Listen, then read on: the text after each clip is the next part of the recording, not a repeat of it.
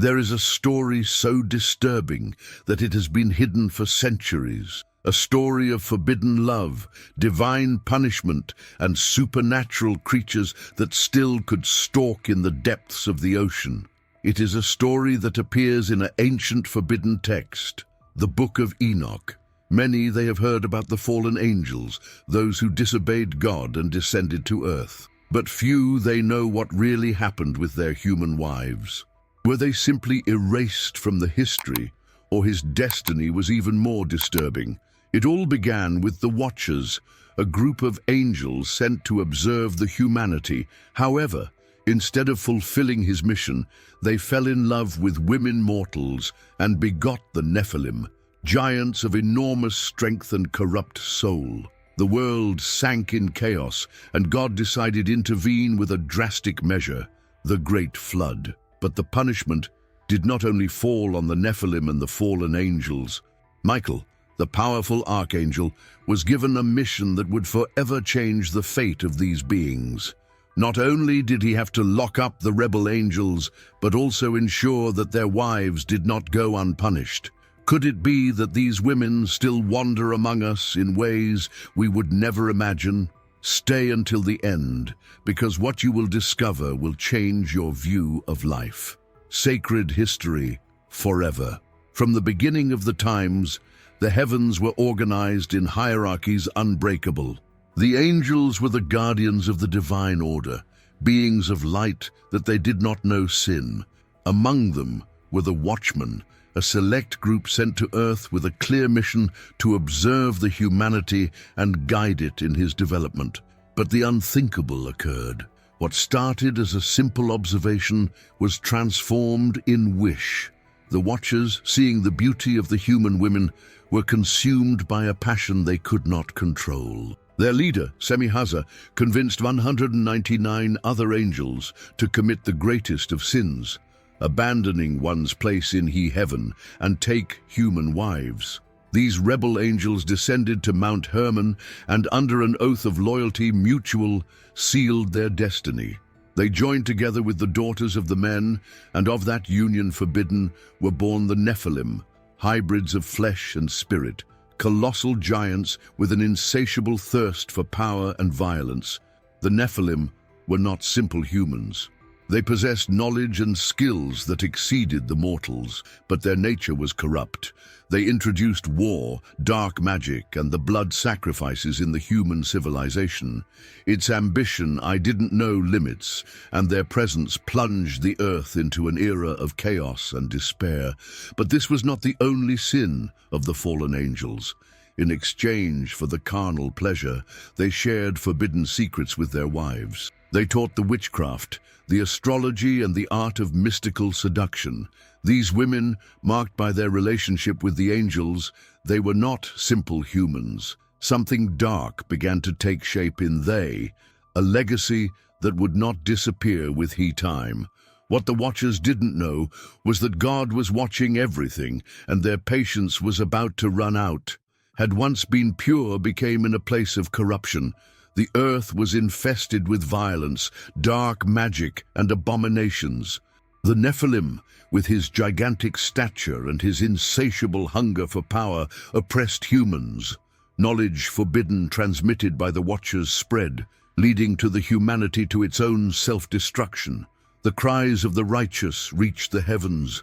God, in his infinite justice, made a definitive decision to eliminate the Nephilim, to eradicate the evil, and restore the order in earth. But for that to happen, a cataclysmic event had to occur, the Great Flood. Before running his judgment, God spoke to one of the last righteous men, Noah.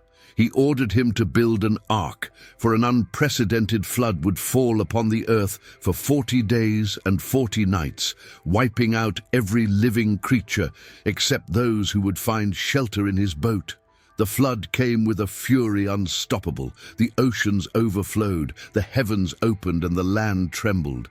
The Nephilim, the descendants of the fallen angels, tried to resist, but neither even his force superhuman the saved. They were swept away by the waters and condemned to oblivion. However, the punishment did not end there. God would not only judge the giants, the own fallen angels would face its destiny and the one in charge of executing it. His sentence would be he, Archangel Michael. But what occurred with the women who were his wives? Were they also eliminated, or was their fate even more disturbing? The flood had cleansed the earth, but the punishment was not yet complete. The fallen angels, those who had abandoned their heavenly home to join the daughters of the men, had to face divine wrath. God entrusted Archangel Michael with a mission relentless: capture the watchers and lock them up until the day of the final judgment. One by one, the rebel angels were arrested. Michael, with his heavenly authority, descended upon earth and executed the divine sentence. Semihaza and his followers were chained and thrown into the depths of the earth in a dark abyss with no return. Their cries of despair resonated, but the gods' decision was irrevocable. They would remain there until the day that they would be thrown into the lake of fire for their eternal destruction. The punishment of the fallen angels was severe, but their cursed legacy still persisted. The knowledge forbidden thing they imparted to their human wives could not be undone. These women, marked by their union with celestial beings, they were not reached by the flood of the same way as the rest of the humanity. Their bodies mortals, they disappeared, but something of them remained. This is where the history becomes even more terrifying. Some legends suggest that these women were transformed into immortal creatures, condemned to wander the oceans and shadows, far from the sight of the men. But what were exactly?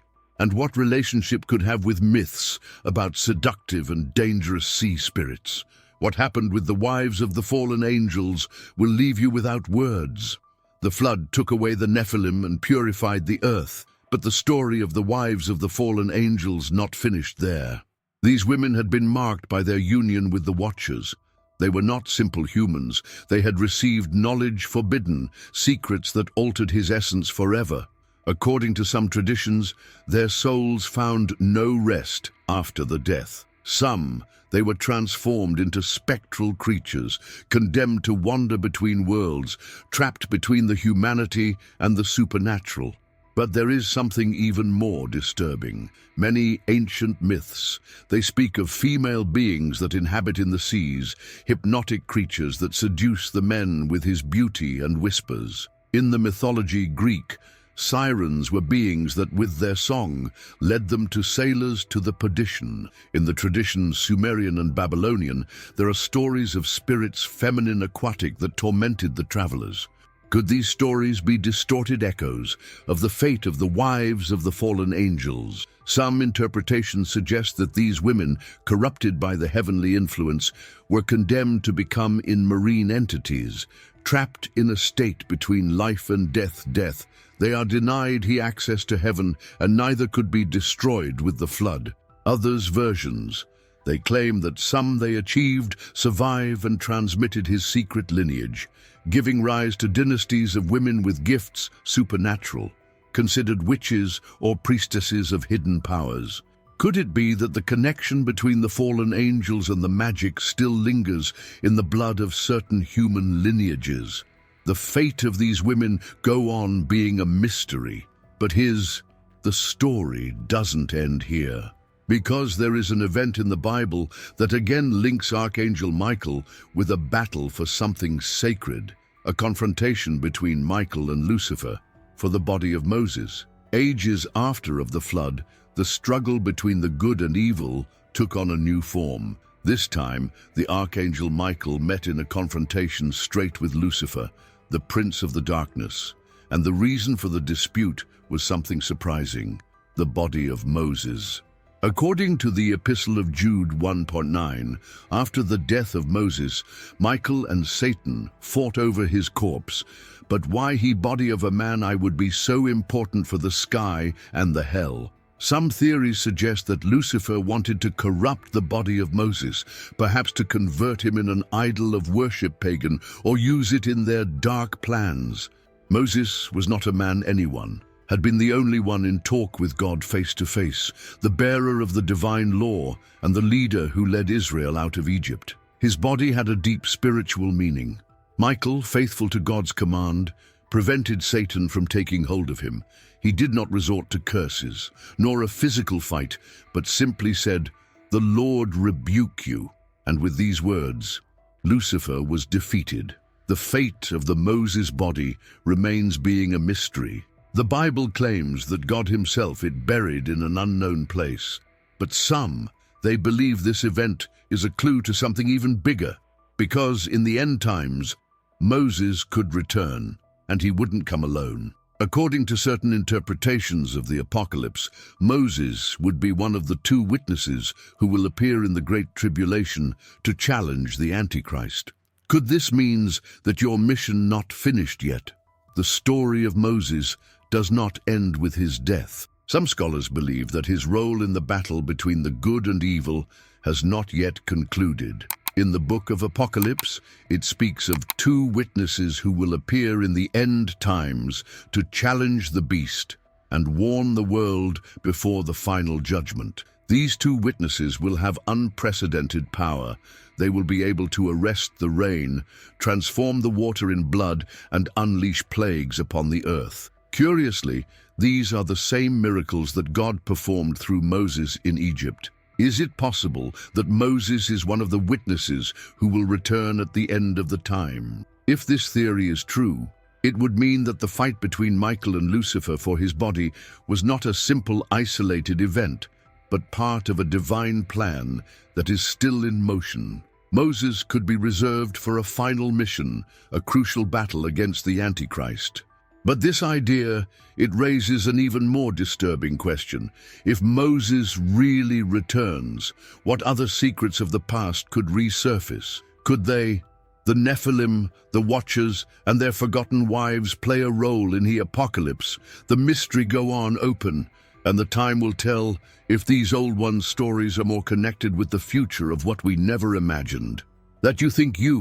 Do you think Moses will return in the end of the times? Leave us your opinion in the comments and subscribe for more hidden mysteries like this one.